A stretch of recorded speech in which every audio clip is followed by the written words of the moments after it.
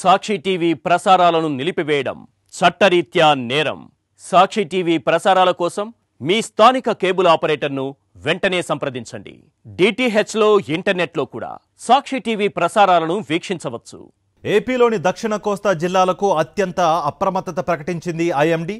27, 28 తేదీల్లో ఏపీలో భారీ నుంచి అత్యంత భారీ వర్షాలు పడతాయని వాతావరణ శాఖ అధికారులు చెప్పారు. ఈ నెల 27 బాపట్ల, ప్రకాశం, వైఎస్ఆర్, నెల్లూరు, అన్నమయ్య, తిరుపతి జిల్లాలకు రెడ్ అలర్ట్ జారీ చేశారు. 20 సెంటీమీటర్లకు పైగా వర్షపాతం నమోదయ్యే ఛాన్స్ ఉందని చెబుతున్నారు. నంద్యాల, చిత్తూరు, పల్నాడు, గుంటూరు, కృష్ణా, తూర్పుగోదావరి, కోనసీమ జిల్లాలకు ఆరెంజ్ అలర్ట్ జారీ చేశారు. ఈ నెల 28న కాకినాడ సమీపంలో తీరం దాటనుంది మోంతా తీవ్ర తుఫాన్ తీరం దాటే సమయంలో కాకినాడ, ఉభయ గోదావరి, ఏలూరు, గుంటూరు, పల్నాడు, బాపట్ల, ప్రకాశం, వైఎస్ఆర్ జిల్లాలో భారీ నుంచి అత్యంత భారీ వర్షాలు కురిసే ఛాన్స్ ఉంది. గంటకు గరిష్టంగా 90 నుంచి 110 కిలోమీటర్ల వేగంతో గాలులు వీస్తాయని అధికారులు చెబుతున్నారు.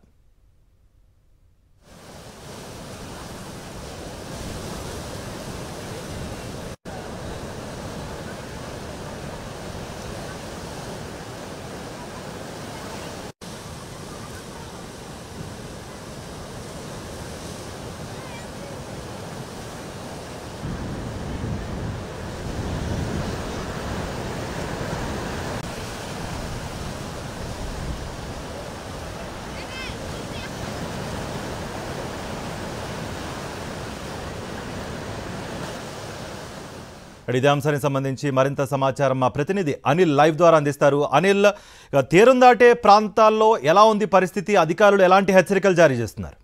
ముఖ్యంగా కళింగపట్నానికి, మచిలీపట్నానికి మధ్య ఈ తీవ్ర తుఫాను తీరం దాటేటువంటి అంచనాలు ఉన్న నేపథ్యంలో ఆయా ప్రాంతాల్లో పూర్తిగా హై అలర్ట్ కొనసాగుతోంది.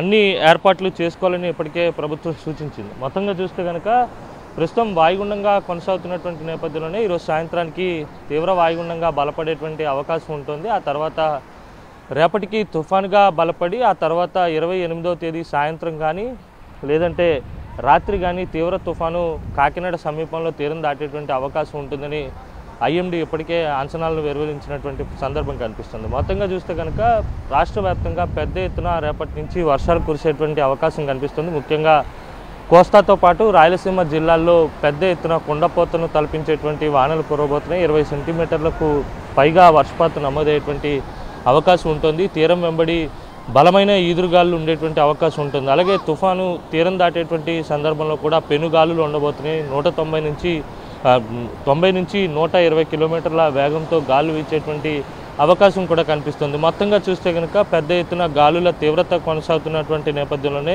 కోస్తా తీరం వెంబడి ఉన్నటువంటి అన్ని ప్రాంతాల్లో కూడా హై అలర్ట్ కొనసాగుతుంది. మరోవైపు మత్స్యకారులు ఎట్టి పరిస్థితుల్లో 5 రోజుల పాటు వేటకు వెళ్లరాదని వాతావరణ శాఖ హెచ్చరికలు జారీ చేస్తుంది. ఇప్పటికే సముద్రంలో వేట చేస్తున్నటువంటి మత్స్యకారులు సురక్షిత ప్రాంతాలకు తిరిగి రావాలని కూడా వాతావరణ శాఖ హెచ్చరించింది. అలాగే ఫిషింగ్ హార్బర్లో కూడా ఏదైతే ఫిషరీస్ డిపార్ట్మెంట్ ఉంటుందో ఆ డిపార్ట్మెంట్ ఆధ్వర్యంలో హెచ్చరికలు కూడా అక్కడ జారీ చేసినటువంటి సందర్భం కనిపిస్తుంది. మొత్తంగా చూస్తే కనుక కాకినాడ ఆ పరిసర ప్రాంతాలన్నింటిలో కూడా హై అలర్ట్ కొనసాగుతుంది. పూర్తిగా అదే ప్రాంతంలో తీరం దాటేటువంటి అవకాశం ఉంటుంది కనుక ఆయా ప్రాంతాల్లో పూర్తిగా అప్రమత్తంగా ఉండాలని వాతావరణ శాఖ వెల్లడించింది. మొత్తంగా చూస్తే కనుక తీరం దాటేటువంటి సమయంలో ఒక రకమైనటువంటి పెనుగాలులు వచ్చేటువంటి అవకాశం ఉన్న నేపథ్యంలో అప్రమత్తంగా ఉండాలని వాతావరణ శాఖ సూచిస్తుంది. ముఖ్యంగా ఇటు ఉత్తర కోస్తాతో పాటు దక్షిణ కోస్తా అలాగే రాయలసీమలో ఉన్నటువంటి చాలా ప్రాంతాల్లో రెడ్ అలర్ట్ కొనసాగబోతుంది. రేపటి నుంచి పూర్తిగా పెద్ద ఎత్తున వర్షాలు పుంజుకునేటువంటి అవకాశం కనిపిస్తుంది. ఈ తుఫానుకి ఇప్పటికే మొంతా అనే నామకరణాన్ని చేయడం జరిగింది. అయితే తుఫాను తీరానికి దగ్గరయ్యే కొద్దీ పూర్తిగా దాని ప్రభావం క్రమంగా పెరిగేటువంటి అవకాశం కనిపిస్తుంది. ప్రస్తుతానికి వాయుగుండంగా కొనసాగుతుంది కనుక తీవ్ర వాయుగుండంగా ఈరోజు సాయంత్రానికి బలపడితే రేపటికి తుఫానుగా పరిణితి చెందేటువంటి అవకాశం కనిపిస్తుంది. ఆ తర్వాత క్రమంగా తీవ్ర తుఫాను ఇంకా ఒకవేళ బలం ఏదైతే వేగం ఉంటుందో ఇప్పటికీ నిన్న 10 కిలోమీటర్ల వేగంతో సిస్టమ్ పయనిస్తే ఇప్పుడు దాదాపు 6 నుంచి 8 కిలోమీటర్ల వేగానికి తగ్గింది. వేగం తగ్గినట్టయితే బలం మరింత పుంజుకొని తీవ్రతరం కూడా పెరిగేటువంటి అవకాశం అయితే కనిపిస్తూ ఉంది. కార్తీక్, రైట్ అని. సాక్షి టీవీ ప్రసారాలను నిలిపివేయడం చట్టరీత్యా నేరం. సాక్షి టీవీ ప్రసారాల కోసం మీ స్థానిక కేబుల్ ఆపరేటర్ని వెంటనే సంప్రదించండి. డిటిహెచ్లో ఇంటర్నెట్లో కూడా సాక్షి టీవీ ప్రసారాలను వీక్షించవచ్చు.